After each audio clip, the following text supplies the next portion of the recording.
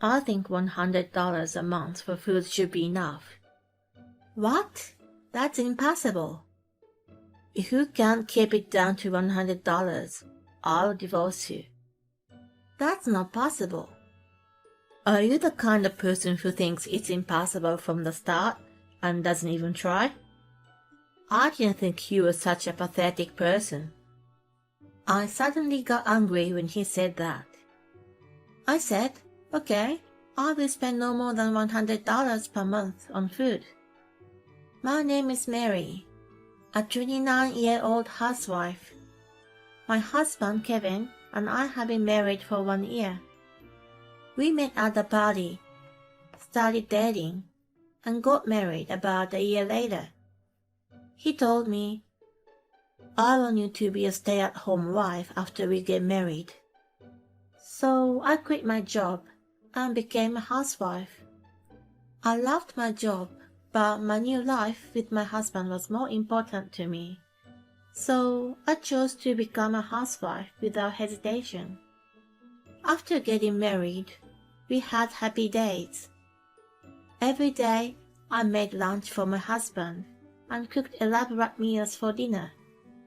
I was very happy that my husband enjoyed my cooking, saying, Mary's cooking is really delicious.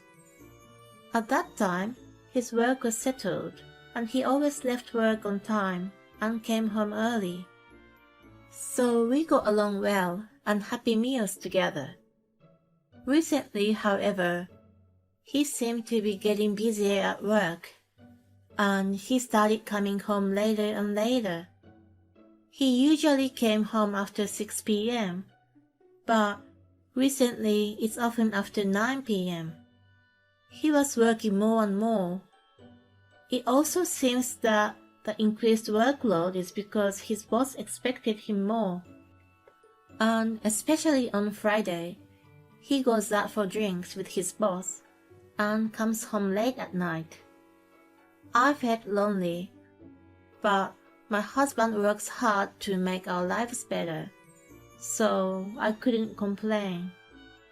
So I worked harder to make better lunches so that my husband can enjoy them. I made it so elaborate that it looked like an expensive restaurant meal, so I decided to make the same meal for myself too. I felt as if we were having a meal together by eating it around his break time. I hoped he would feel happy by eating it, even just a little. He seems to have noticed the change and said, You've been making me gorgeous lunches lately. Everything tastes great. He said happily when he came home. That made me so happy. After that, I continued to work hard on making lunch for him. Cooking had become my hobby. I took photos of our lunchbox every day and posted them on SNS. I had only a few friends and followers so far, but the number of likes and followers kept increasing. I had never seen anything like this before, so I was very surprised. I saw a few comments asking for recipes, so I started posting detailed recipes and photos. Then some people actually tried to copy the recipe and said, My husband said it was delicious. And I put it in my son's lunchbox, and he said he wanted to eat it again. I thought, if I try cooking it this way, it will taste even better. Or maybe using less of this spice would bring out the sweetness of the ingredients. As I continued to cook with these thoughts in mind, I created quite a few recipes. I never thought I would have a new hobby at my age. My husband was as busy as ever with work, working overtime or on holidays, so he was home less and less. But when I was alone, I studied nutrition and became a certified nutritionist, so I was not as lonely as thought I would be. Time passed by so quickly, and 2 years had passed since I got married to my husband. I thought it was time to have a baby and talk to him about it. But he just said, "Well, maybe." My husband's reaction was surprising because I remember talking about how we wanted 2 children before we got married. Does he think he wants kids but it's just not the right time yet? Or did his thought change?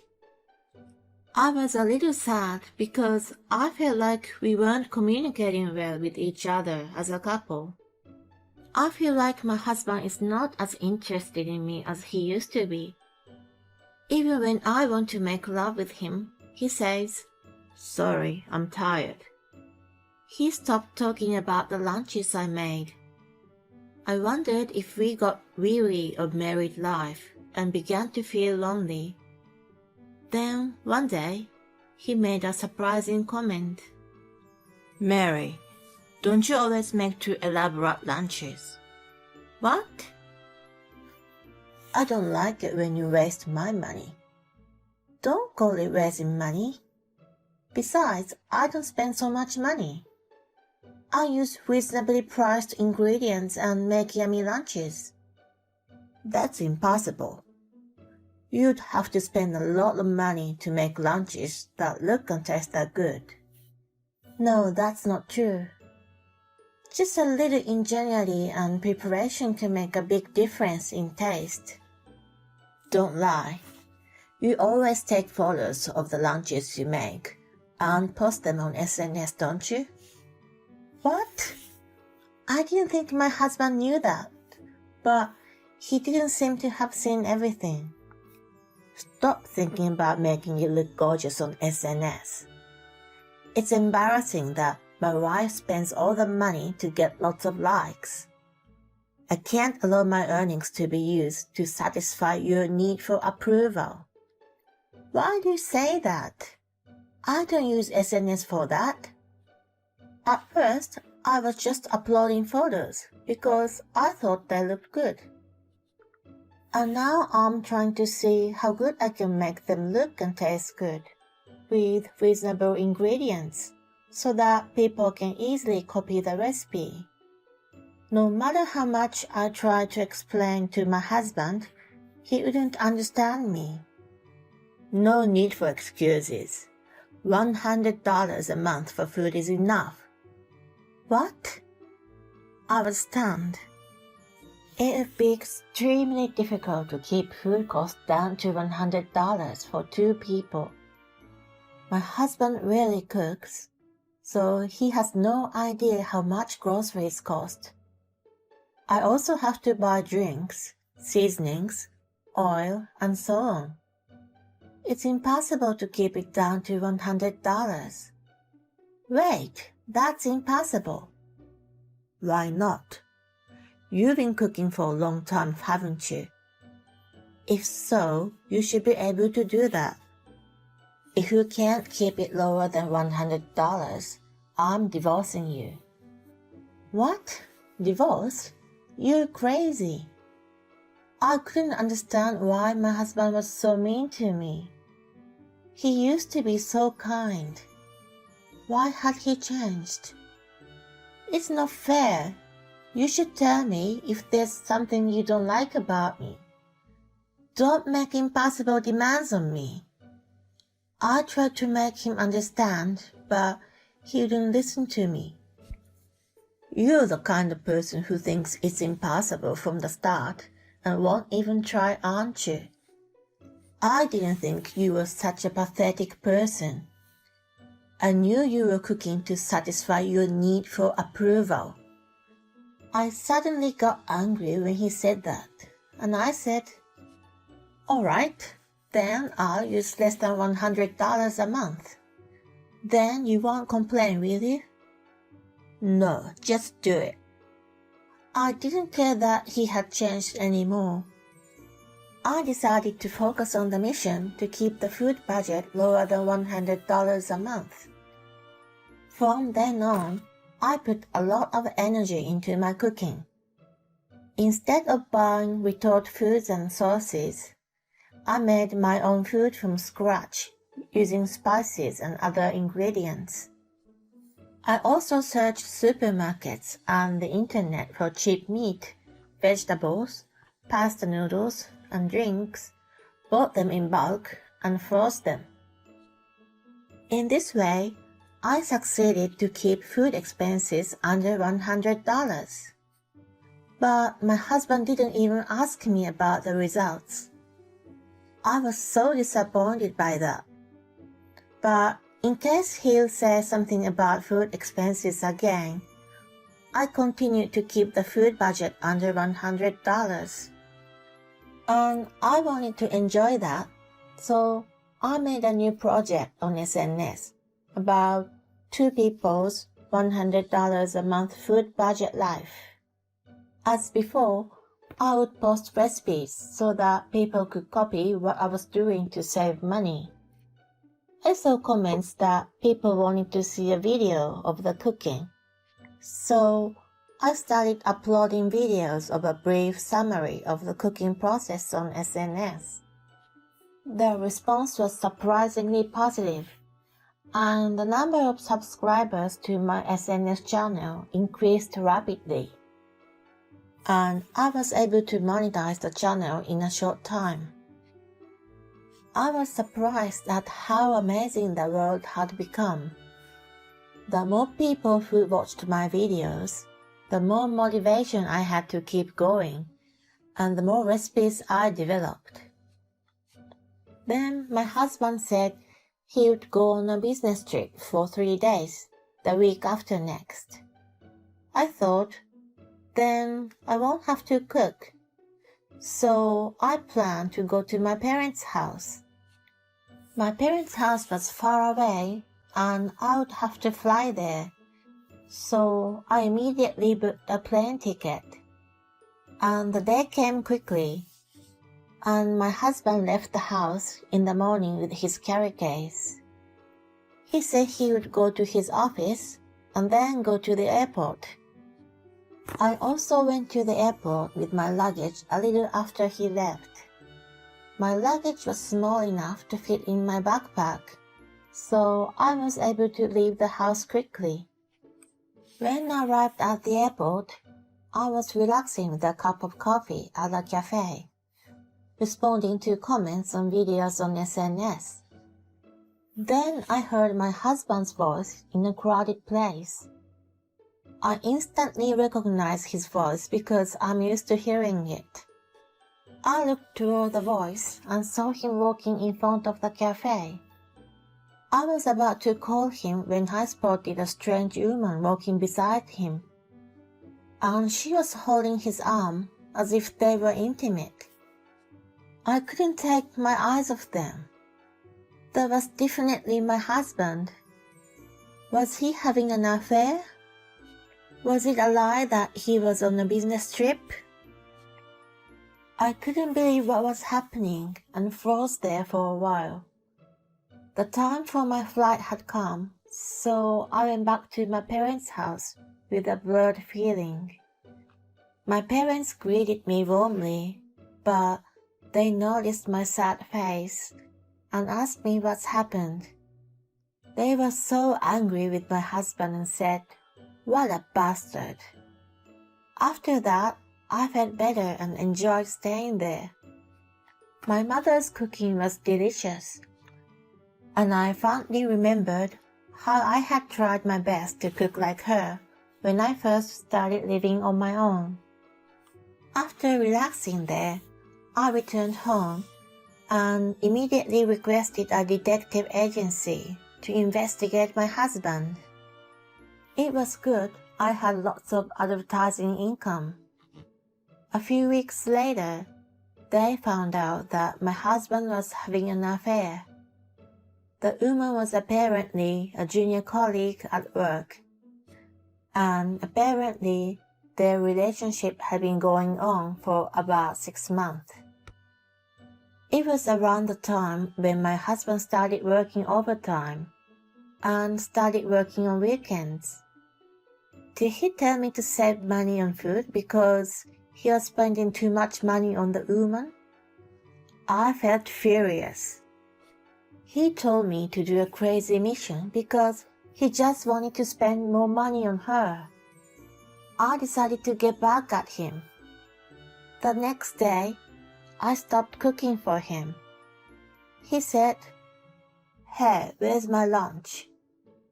It's hard to keep a food budget lower than $100, so I stopped cooking. Here, I gave him $2. Huh? What am I supposed to buy with this? You can buy a cheap hamburger. You've got to be kidding me. I can't fill my stomach with that. Even if the food budget is $100 a month, I could use more. $2 for 5 days a week means $40 a month. And with the remaining $60, I have to prepare dinner every day for a month. Well, you could do that if you eat French fries every night. You've gotta be kidding me. I'll get sick if I keep eating unhealthy food like that. But dinner would have to be within $1.50 to keep the $100 limit. $1.50 a day means $45 for 30 days. Including lunch, it's already $85. And we have to keep a drink bill under $15 for 30 days. My husband finally seemed to understand how difficult it was to keep the food budget within $100. Wait a minute. So all the lunches and dinners you've been making have cost over $100 a month? No, I kept it within $100 because I tried really hard. So why don't you just continue to do that? I don't want to. You won't be my husband anymore. That's why I told you how to keep your food expenses under $100 without me. What? What do you mean? I showed him divorce papers. Divorce? Why all of a sudden? I've been preparing for it ever since I found out you were having an affair. When I said this, my husband's face turned pale. What do you mean by affair? Don't act innocent. I showed him the photos which proved the affair and said I had an investigation done and got proof. Now you can't lie to me, so I demand divorce and consolation money from you. My husband was stunned with his mouth open. But then he said, I may have had an affair, but you would be in trouble if we get divorced, wouldn't you? You're a housewife, and if you suddenly become single, you wouldn't be able to get enough money to live, would you? Your parents' house is very far too. It would be better to forgive me for once and stay married. I'm appalled and said, actually, I'm making a pretty good income right now. What? I'm getting all kinds of business from social networking sites. I've been getting a lot of ad revenue from my videos, and I'm also publishing a book of a money-saving recipe. A recipe book? You're publishing a book? To be honest, I'm making more money than you right now. So, it'll be no problem for me to get divorced. Oh. My husband seemed shocked by the fact that his income is less than a full-time housewife whom he had looked down. He nodded and couldn't talk anymore. Anyway, fill in the divorce papers. Then, I left the house with the luggage I had packed beforehand. After that, I communicated with my husband through an attorney and got divorced. My husband and the adulterous partner also paid me consolation money. As for this affair, my husband and I had a mutual acquaintance at his workplace, so it quickly spread throughout the company. Apparently, my ex-husband is being looked at quite coldly, saying that he's a scumbag for betraying his wife who made him elaborate lunches every day. The adulterous partner couldn't bear the situation and quit the company. My ex-husband is having a hard time because he has to pay consolation money and pay tribute to the adulterous partner, so he can't quit his job and is working really hard in an uncomfortable atmosphere. I, on the other hand, have moved into a nice room with a system kitchen and can cook very comfortably. My recipe book has been successfully published and sales are going well. I would like to continue to cook a variety of dishes and enjoy my life. It is honestly too much to ask to keep the food cost for 2 people lower than $100 a month. And the reason why he asked for that is that he wanted money to buy things for his adulterous partner, which is just too much junk. But thanks to such a scumbag husband, he got into cooking and even published a book. So it was good in the end. Now that she can earn enough money on her own, she can slowly look for a partner. Thank you for watching. Please subscribe to our channel if you like. See you in the next video.